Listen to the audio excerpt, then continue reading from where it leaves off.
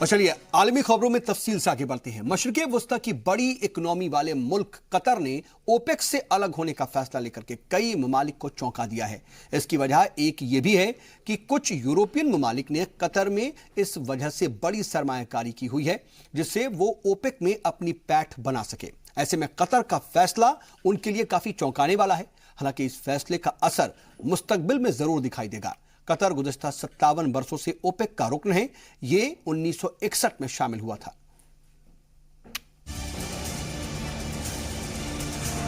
Qatar 1 जनवरी 2019 को petroleum बरामदात करने वाले ममालिक के ग्रुप ओपेक से अलग होने जा रहा है। कतर के इस फैसले से अरब ममालिक में काफी गहमा गहमी देखने को मिल रही है। कतर के इस फैसले की असल वजह अरब ममालिक से उसके खराब होते रिश्ते हैं। जून 2017 से ही ओपेक के किंग सऊदी अरब ने 3 दीगर अरब ममालिक यूएई, बहरीन और मिस्र के साथ मिलकर कतर से अपने कारोबारी रिश्ते और आमद और रफ्त के ताल्लुकात खत्म कर दिए। इन ममालिक ने कतर पर दहशतगर्दी और खित्ते के लिए खतरा समझे जाने वाले मुल्क ईरान की हिमायत करने का इल्ज़ाम लगाया है। हालांकि कतर ने इन इल्ज़ामात को खारिज कर दिया, लेकिन ये भी कहा कि उसके ओपेक से निकलने की वजह उसकी पड़ोसी ममालिक के साथ जारी कशीदगी नहीं है। कतर का ये फैसला ऐसे वक्त में आया है जब ओपेक के रुकन ममालिक इसी हफ्ते 6 दिसंबर को ऑस्ट्रिया की राजधानी वियना में मिलने वाले हैं। इस मीटिंग में ओपेक के तेल पैदावार की मिकदार पर गौर किया जाएगा, क्योंकि 5 नवंबर को ईरान पर लगी अमेरिकी पाबंदियों के बाद सऊदी अरब और रूस ने तेल मार्केट में तवाज़ुन कायम रखने के लिए पैदावार बढ़ाने का फैसला किया है। उधर कतर भी ओपेक से निकलने के बाद तेल पैदावार बढ़ा सकता है। हालांकि कतर बड़ा हिस्सेदार न होते हुए भी ओपेक के लिए अहमियत रखता है। कतर तेल पैदावार के पेश नज़र से ओपेक के 15 ममालिक की लिस्ट में 11वें नंबर पर आता है। ओपेक ममालिक ने अक्टूबर 2018 में हर दिन 3,33,30,000 बैरल तेल की पैदावार की थी, जिनमें कतर की हिस्सेदारी हर रोज 6,10,000 बैरल यानी कुल पैदावार का महज 1.83% रहा है।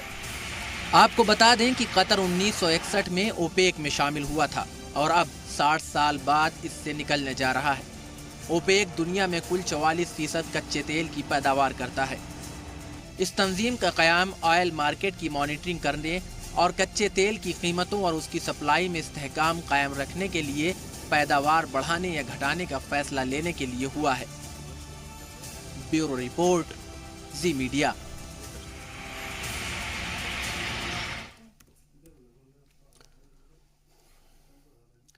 इधर अमेरिकी महकमा खारजा के लिए काम करने वाली इंसानी हुकूक के एक ग्रुप का यह कहना है कि रोहिंग्या मुसलमानों के खिलाफ शदीद नौयत के जराइम किए गए और इसके लिए म्यांमार की फौज पर अदालती कार्रवाई होनी चाहिए।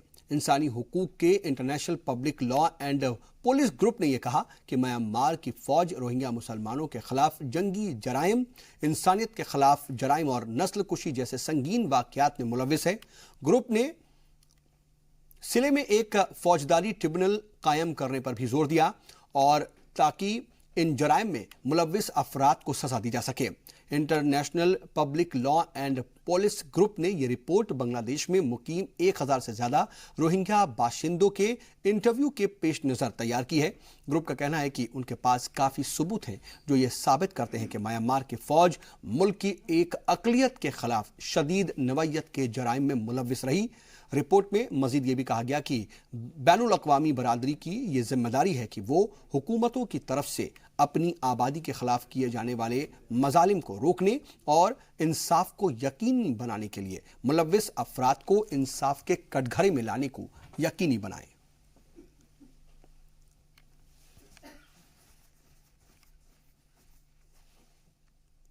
तो इंसानी हुकूक के इस तंजीम ने खास तौर पर यह बातें कही और ख़ास तौर पर यह भी देखने वाली बात है कि अमेरिकी महकमा खारजा के लिए ये इंसानी हुकूक का जो ग्रुप है वो काम करता है। हमारे साथ सोशल एक्टिविस्ट जफर महमूद साहब फोन लाइन के जरिए जुड़ चुके हैं। जफर सर, बहुत इस्तकबाल आपका जी सलाम पर। शुक्रिया, जज़ाकल्लाह। जफर साहब, ये एक बड़ा तबसरा आया है और अगर ये डिमांड की गई है और एक ऐसे इदारे, एक ऐसे तंजीम की तरफ से जो बाकायदा अमेरिका के महकमा खारजा के लिए काम करता है, तो क्या इससे ऐसा लगता है कि दबाव बढ़ेगा और म्यांमार फौज पर किसी तरह की कोई कार्रवाई होगी? यकीनन बढ़ना चाहिए दबाव, और जो अपोजिशन है विद इन यूनाइटेड स्टेट्स वो भी दबाव डाल रहा है, कांग्रेस से भी और हाउस से भी। और इसमें इससे ज्यादा और जेन्युइन बात हो नहीं सकती, क्योंकि 18 इन्वेस्टिगेटर्स थे इसमें। जो रिपोर्ट बनी है वो 11 मुल्कों से थे और उसको कॉन्ट्रैक्ट दिया था डिपार्टमेंट ऑफ स्टेट ने। तो उन्होंने इल्जाम लगाया है क्राइम्स अगेंस्ट ह्यूमैनिटी, यानी कि इंसानियत के खिलाफ जुर्म है पूरी, और जेनोसाइड, नस्ल कुशी, वॉर क्राइम्स और माइनॉरिटी ग्रुप्स को टारगेट करना, ये सब उन्होंने अल्फाज इस्तेमाल किए हैं। और ये कहा है कि बाकायदा मिलिट्री ने मास शूटिंग्स की, एरियल बम्बार्डमेंट किए, गैंग रेप्स किए, टॉर्चर, बर्निंग और ग्रेनेड लॉन्चर्स और फ्लेम थ्रो अटैक्स किए गए। ये सारा बहुत तफसील से उन्होंने लिखा है। और यही नहीं, खाली इसमें दिलचस्पी नहीं थी उनको कि मुल्क से निकाल दें, बल्कि उसको एक्सटर्मिनेट कर दें, यानी कि रोहिंग्या जो है रुए जमीन पर रह ही ना जाए। तो उसके लिए उन्होंने ये किया कि नहीं, लेकिन सर देखिए, इससे पहले भी ना कुछ जो है इस तरह की जो ये बड़ा इम्पोर्टेंट है, मेरी बात सुन लीजिए। फेरीज में बोट, छोटी बोट्स में ओवर क्राउडिंग हो करके वहां से भागते थे, तो उसको डुबोने की कोशिश की। तो अब आप और ऊपर से हेलीकॉप्टर से उसके ऊपर गोलियां चलाई। तो अब सोच ली, इसके मतलब तो यही हुए। तो अब कोई शोको शुबे वाली बात रह नहीं गई। तो उसके ऊपर बहुत जबरदस्त उनके खिलाफ जो है वो मुकदमा चल करके और उनके सजा दी जानी चाहिए, बल्कि पॉलिटिकली भी उनके खिलाफ सैंक्शंस कर देने चाहिए फौरन, इमीडिएटली। जैसे अमेरिका तो सैंक्शन लगाने में बहुत आगे है, बहुत जल्दी पहल करता है, तो इस मामले में भी करना चाहिए और इंटरनेशनल क्रिमिनल कोर्ट को। लेकिन सर बात तो देखिए यही है ना जफर सर, इससे पहले भी कुछ इस तरह के रिपोर्ट सामने आई, बाकायदा ये मुतालबात हुए, यूएन में भी ये मुद्दा उठा, लेकिन अभी तक कुछ हुआ नहीं है। क्या जब वहां की हुकूमत ही इसको लेकर के संजीदा नहीं है और वो खुद ही इस तरह के जराइम में मुलव्विस है, तो फिर कहां से उम्मीद की जाए कि इसको लेकर के कोई दबाव बनेगा या फिर वहां पर कुछ कार्रवाई होगी? नहीं, क्योंकि अब अभी ये रिसेंट इलेक्शंस वहाँ हुए हैं, तो उसकी वजह से ऐसा नहीं है कि जो रूलिंग पार्टी है वो हर तरह से पूरी तरह से कंट्रोल में है। तो उसके ऊपर वहाँ अपोजिशन के जरिए दबाव बनाया जा सकता है, और वो बनना शुरू भी हो गया है। जो लेटेस्ट खबरें आ रही हैं उनसे सवाल जवाब होना शुरू भी हो गए, और उम्मीद ये की जा रही है, ये भी रिपोर्ट आई है कि बहुत जल्दी 1-2 हफ्ते के अंदर ही जो है इसके ऊपर हाउस में बहस होगी वहाँ पर, और हाउस जो है वो मेजॉरिटी इनके खिलाफ है। तो इस वजह से पढ़ना तो चाहिए इनके ऊपर जोर। और जबकि जो इन्हीं का डिपार्टमेंट ऑफ स्टेट है, उसी ने ठेका दिया था इस ग्रुप को ये इन्वेस्टिगेशन करने के लिए। इन सब के बीच देखिए ये बात अभी तक नहीं हो रही है कि म्यांमार वापसी का क्या रास्ता बन पाएगा। बांग्लादेश में जो तमाम पनाहगुज़ीन है लाखों की तादाद में, क्या वो वापस अपने वतन आ पाएंगे? इसको लेकर के जो बातचीत थी दरअसल वो कहीं ना कहीं धीमी पड़ गई है और इस पर बात ही नहीं हो रही अब।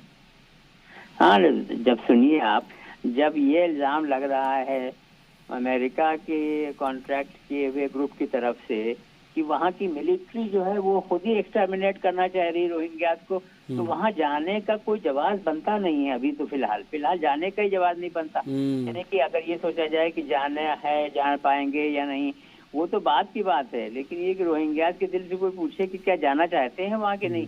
मेरे ख्याल में जो पूरी इंसानियत है पूरी दुनिया की, और बांग्लादेश उसमें इस मामले में लीड ले रहा है, तो वो सर जल्दी से आपका मेरा आखिरी सवाल कि अब जब इस तरह के तबसरे आ रहे हैं या फिर इंसानी हुकूक की तंजीम जो कि सीधे महकमाए खारजा से वाबस्ता है अमेरिका की, तो वो अगर ये तबसरा कर रही है, बाकायदा सबूत की बात कह रही है, तो क्या कुछ ऐसी बात इसमें आ रही है जो इससे पहले पता नहीं थी, या फिर वो जो पुरानी बातें थी उसको ये मजीद मजबूती दे रही है?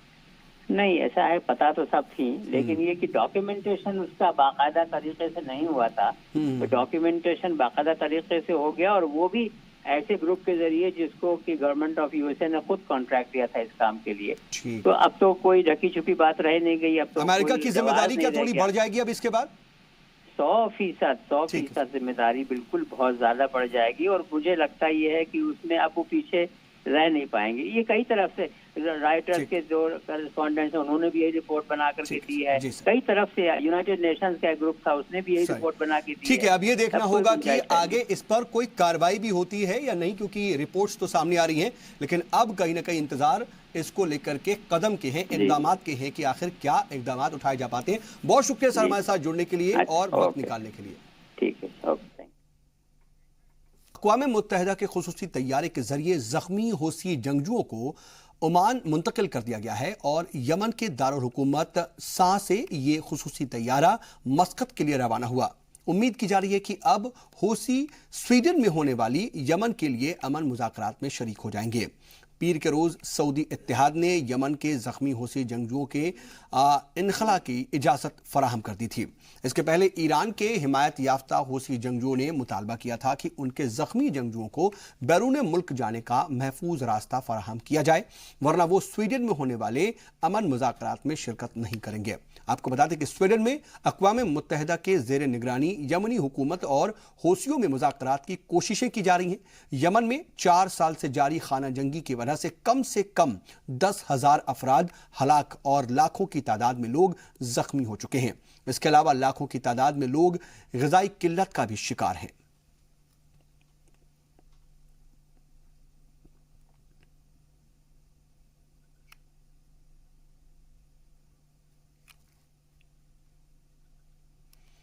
तो देखना होगा कि अक़वाम मुत्तहिदा के खुसूसी तैयारे के जरिए जख्मी हौसी जंगजुओं को ओमान मुंतकिल जब कर दिया गया है, तो क्या आने वाले वक्त में जो अमन मुज़ाकरात है उसको एक तरीके से मजबूती मिलेगी। हमारे साथ सीनियर जर्नलिस्ट शौकत भारती साहब फोन के जरिए जुड़ चुके हैं। शौकत सर, बहुत इस्तकबाल आपका जी सलाम पर। सर, ये हौसी जंगजुओं को जो ओमान मुंतकिल कर दिया गया है, तो क्या अब हम ये उम्मीद करें कि अमन मुज़ाकरात में अब हौसी शामिल होंगे और कहीं ना कहीं इसको लेकर के कुछ मुस्बत देखने को मिलेगा आने वाले वक्त में?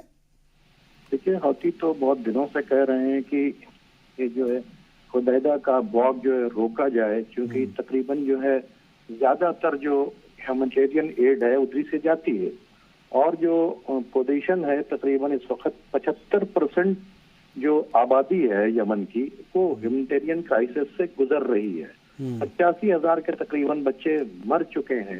ये तो बार बार कह रहे थे कि भाई आइए बैठिए बातचीत करें, लेकिन अमेरिका का और यूएई का और ये सऊदी का ये पूरा जो गेम था कि ये किसी तरह से ये चाह रहे थे कि हम जो इस वक्त उनके लिए खतरा बन रहा था कि कहीं ईरान उधर से आयल को अपने तरफ आबनाए हुर्मुज से बंद न कर दे, तो सेकंड इसको अपने कैप्चर करने की ये कोशिश चल रही थी, जिसके लिए इन्होंने हुदैदा के ऊपर सब कुछ किया। और आज जो ह्यूमन क्राइसिस बढ़ी हुई है, आप देखिए कि क्या हाल है। 75% की आबादी इस वक्त भुखमरी पे है कि इस वक्त कौन सी बड़ी बातचीत हो जाए। तो वो तो बार बार कह रहे थे कि आप हमारे साथ आइए, बैठ के बातचीत कीजिए। नहीं, लेकिन सर ये थोड़ा मुश्किल लग रहा था कि उन्हें एक सेफ पैसेज दिया जाएगा, लेकिन ऐसा हुआ तो ऐसा तो लग रहा है कि कम से कम उधर से भी ये कोशिश है और उधर से भी ये मन है कि हाँ ठीक है, अब इस पर अमन मुज़ाकरात को कम से कम एक टेबल पर बैठकर बात हो जाए, कुछ मसले का हल निकाला जाए। देखिए, एक तो खाशोगी के कत्ल से सऊदी अरब पर प्रेशर है, दूसरे सूडान ने साफ साफ कह दिया है, उनके यहाँ खर्तूम के अंदर प्रोटेस्ट हो रहे हैं कि अपनी आर्मी को वहां से विड्रॉ करो। अमेरिका के ऊपर भी मतलब प्रेशर बिल्टअप हो रहा है। तो बात यह है कि अब तो बात की टेबल के ऊपर आ रहे हैं, वरना इतनी बड़ी ट्रेजेडी हो जाएगी कि दुनिया फिर यमन को भुलाए नहीं भूल पाएगी। अब ऐसी सिचुएशन के अंदर भी अगर पीस टॉक नहीं शुरू होती और इस पर नहीं आगे बढ़ेगा तो फिर दुनिया इसको माफ नहीं कर पाएगी। ठीक है, लेकिन सर जब अब ये उम्मीद हो रही है कि अमन मुज़ाकरात जो है वो होगी और हौसी और बाकायदा सऊदी हुक्काम जो हैं जिम्मेदारान हैं वो आमने सामने बैठेंगे, तो क्या इसका नतीजा हो सकता है? उसको लेकर के क्या कोई पेशन गोई हो सकती है अभी? देखिए, अभी क्या नाम है, आपको याद होगा खुद अहमद बिन अब्दुल अजीज ने, जो खुद इससे पहले वजीर दिफा थे, उन्होंने ये कहा था कि ये सारी जंग जो है जानबूझकर मोहम्मद बिन सलमान और क्या नाम है शाह सलमान जो है इसको आगे बढ़ा रहे हैं। ये सऊदी अरेबिया का स्टेटमेंट है, वहीं के किंग का स्टेटमेंट है। अब अगर सऊदी गवर्नमेंट वाकई इसको आगे बढ़ाना चाहती है, जिस तरह से अभी जो है इंजर्ड का ट्रांसफर हो रहा है और जिस तरह से ये पीस प्रोसेस में जा रहे हैं, इनको सेफ पैसेज दिया जा रहा है, तो ये एक अच्छा हुआ है। लेकिन उसके साथ साथ आप देखिए कि अभी भी हमले जारी हैं। नजरान के अंदर क्या हो रहा है इस वक्त उठा कर देख लीजिए, हुसैनिया के ऊपर, वहां के ऊपर क्या हो रहा है, जो मुकाम है उनका। तो ये जंग रुकी नहीं है, उधर बात भी चल रही है, इधर जंग भी चल रही है। तो जो बात का प्रोसेस है उसे आगे होना चाहिए, और जो जंग है इसको 100% रुकना चाहिए। लेकिन उसके सर, बगैर काम नहीं चलेगा। लेकिन फिर जंग रुक जाए अगर, मुज़ाकरात से अमन मुज़ाकरात जब सामने बैठ करके बात हो जाए, इसका एक अगर आप ये कह रहे हैं कि मुस्बत नतीजा निकलेगा और कहीं ना कहीं एक नतीजे पर बातचीत खत्म होगी, तो उससे हमें जो आइंदा जो है, क्या तस्वीर जो बदलेगी, उस पर आप कैसे देखते हैं कि कैसे तस्वीर बदलेगी और क्या तब्दीलियां आ जाएंगी? देखिए, सबसे पहले तो इस वक्त जंग बंद करके पूरी दुनिया की जिम्मेदारी है कि जो वहां के ऊपर ह्यूमैनिटेरियन क्राइसिस बढ़ रहा है, जो लोग मौत के मुंह में जा रहे हैं, जिन बच्चों की हड्डियां दिखाई दे रही हैं, इन सब लोगों को पहले खाने पीने का, पानी का, इसका इंतजाम करना पड़ेगा। ये जंग जो है सिवाय बर्बादी के और उसका कोई नतीजा नहीं है, और जंग से कुछ हासिल होता ही नहीं है। आज नहीं कल टेबल पर आना पड़ता है। तो ये बात अगर पहले हो जाती तो ज्यादा अच्छा था।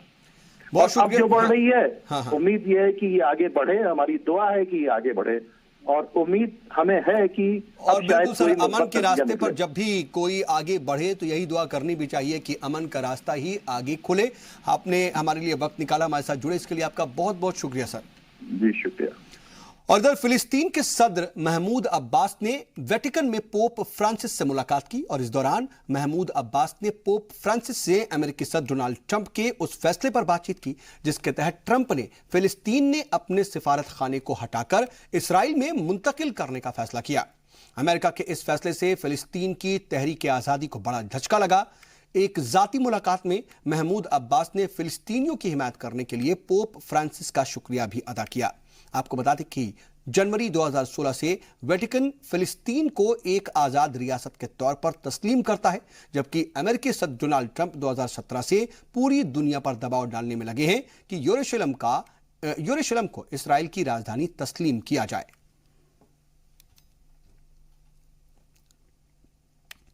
इधर अमेरिकी सदर डोनाल्ड ट्रंप को दुनिया के बड़े ममालिक के दरमियान असलहा की दौड़ पर परेशानी लाहक हो गई है। अपने एक ट्वीट पैगाम में ट्रंप ने कहा कि वो असलहे की दौड़ को रोकने के लिए अपनी रूसी और चीनी हममनसबों से बातचीत करेंगे। अमेरिकी सदर ट्रंप ने अपने ट्वीट में लिखा कि दुनिया में असलहा की बेकाबू दौड़ शुरू हो गई है, और ट्रंप ने मजीद लिखा कि उन्हें यकीन है कि किसी भी वक्त वो चीन के सदर शी जिनपिंग और रूसी सदर व्लादिमीर पुतिन से इस सिलसिले में बामानी बातचीत करेंगे। अमेरिका ने ये असलहा की दौड़ में इस साल $716 बिलियन खुद खर्च किया है। ट्रंप ने यह ट्वीट अर्जेंटीना में होने वाली G20 सरबराही कॉन्फ्रेंस में शिरकत से वापसी के बाद जारी किया है। और रुकेंगे यहां पर एक और छोटे से ब्रेक के लिए, जल्द होते हैं हाजिर।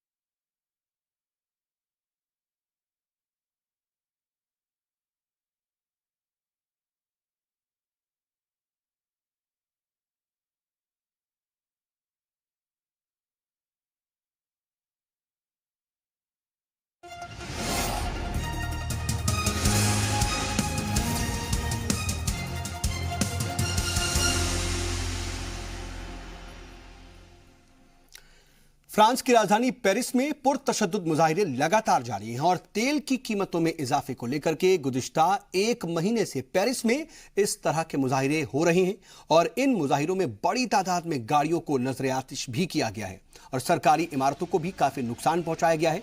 फ्रांसीसी पुलिस का यह कहना है कि अब तक पेरिस में पुरतशद्दुद मुजाहिरों के दौरान 6 इमारतों और 112 गाड़ियों को नजर आतिश किया जा चुका है। फ्रांसीसी हुकूमत का यह कहना है कि मुस्तकबिल में ऐसा पुरतशद्दुद कार्रवाइयों की रोकथाम के लिए हंगामी हालत भी नाफिज किए जा सकते हैं। इतवार को फ्रांस के सदर इमैनुअल मैक्रों ने भी पेरिस के मुतासरा इलाकों का दौरा किया था और उसके बाद वजीर आजम और आला हुक्काम को हुक्म दिया था कि इस किस्म की हालात आइंदा पैदा ना हो कि इससे मौसर इकदाम करें। पोलैंड के जुनूबी शहर काटोवेसा में अक़वाम मुत्तहिदा की माहौलियाती कॉन्फ्रेंस का आगाज हो गया है और माहौलियाती तब्दीली से मुताल्लिक इस कॉन्फ्रेंस को बहुत अहम करार दिया जा रहा है। इस कॉन्फ्रेंस में एक बार फिर जमीन के दर्जा हरारत में मुसलसल इजाफे के खतरे और उसके नताइज के हवाले से मुज़ाकरात किए जाने की बात कही गई है। 2 हफ्ते तक जारी रहने वाली इस कॉन्फ्रेंस में तकरीबन 200 ममालिक शरीक होंगे। इसमें इस बात पर गौर किया जाएगा कि 2015 के आलमी माहौलियाती मुआहदे पर किस तरह अमल दरामद मुमकिन बनाई जा सकती है।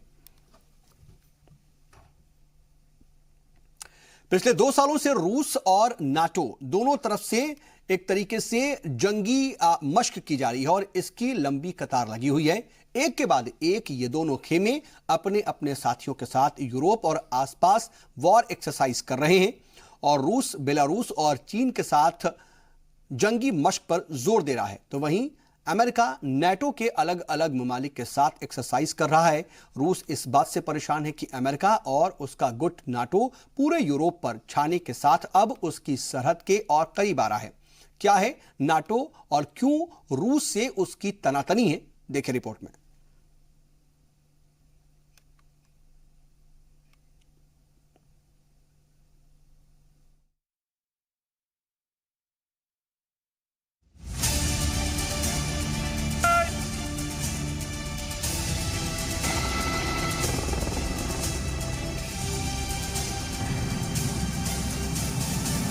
नाटो वो ब्लॉक है जिसे आसान अल्फाजों में रूस के खिलाफ अमेरिका की गुटबंदी कहा जाता है। दुनिया के इस बदनाम ब्लॉक को रूस अपने लिए खतरा मानता है। नाटो यानी नॉर्थ अटलांटिक ट्रीटी ऑर्गेनाइजेशन के 29 मेंबर हैं। ये तंजीम 1949 में सोवियत यूनियन के यूरोप में तोसी को रोकने के मकसद से तैयार की गई थी। नेटो यहाँ का मिलिट्री अलायंस था, वेस्ट का था, और वार्सो पैक्ट कंट्रीज रूस का मिलिट्री, सोवियत यूनियन का मिलिट्री अलायंस था। अब जब सोवियत यूनियन का विघटन हो गया और वो वाले सारे जो देश थे, वार्सो पैक्ट तो एकदम खत्म हो गया। रूस कहता है जो नेटो को भी खत्म हो जाना चाहिए क्योंकि अब उसके पास कोई खतरा नहीं है वार्सो पैक्ट का, परंतु फिर भी नेटो बढ़ता जा रहा है, तो इससे रूस को इससे खतरा महसूस होता है। नाटो का हेडक्वार्टर बेल्जियम के ब्रसेल्स में है। सोवियत यूनियन के तहलील होने के बाद भी इसे खत्म नहीं किया गया, बल्कि इसका रोल बदल दिया गया। अमेरिका और उसके साथी ममालिक का कहना है कि अब नाटो का मकसद दहशतगर्दी से जंग, पड़ोसी ममालिक के हालात मुस्तहकम बनाए रखने, साइबर सिक्योरिटी वगैरह है। गुज़िश्ता कुछ बरसों में नाटो की पहुंच रूस के बॉर्डर तक हो चुकी है। अभी यूक्रेन रूस और नाटो के बीच सबसे बड़ा महाज बना हुआ है। यूक्रेन में रूस हामी बागी वहां तख्ता पलट होने के बाद से सरकारी फौज के खिलाफ बंदूक थामे हुए हैं। वहीं व्लादिमीर पुतिन ने जब से यूक्रेन के क्रीमिया को रूस में शामिल किया है, नाटो भी घबराया हुआ है। इसी वजह से नाटो ने रूस के हमले से निपटने के लिए क्विक रिएक्शन टीम भी बनाई है। संगठित रूप में वो रशिया के खिलाफ उनके पास में एक ऑप्शन है कि रशिया के खिलाफ वो कार्रवाई कर सकते हैं, लेकिन वो एक मिलिट्री कार्रवाई होगी कि नाटो मिलिट्री ऑर्गेनाइजेशन है। वहीं अमेरिका ने रोमानिया और पोलैंड में मिसाइल डिफेंस तैनात कर दिया है, जिसकी वजह से रूस और चिढ़ा हुआ है। उसका मानना है कि अमेरिका उसकी मिसाइल पावर को बांधना चाहता है। रशिया ने शुरू से ही अपोज किया है कि भाई हमारे आसपास के जो हमारे बॉर्डरिंग स्टेट्स हैं उनमें नेटो अननेसेसरली दखल देने की कोशिश ना करे। तो अब यूक्रेन जो है शुरू में तो वो नाटो की ओर झुका, फिर उसने सोचा कि क्यों ना मैं स्विट्जरलैंड टाइप का एक बफर स्टेट बन जाऊं। तो और चलिए इसी के साथ वर्ल्ड न्यूज में आज के लिए बस इतना ही। बने रहिए जी सलाम के साथ।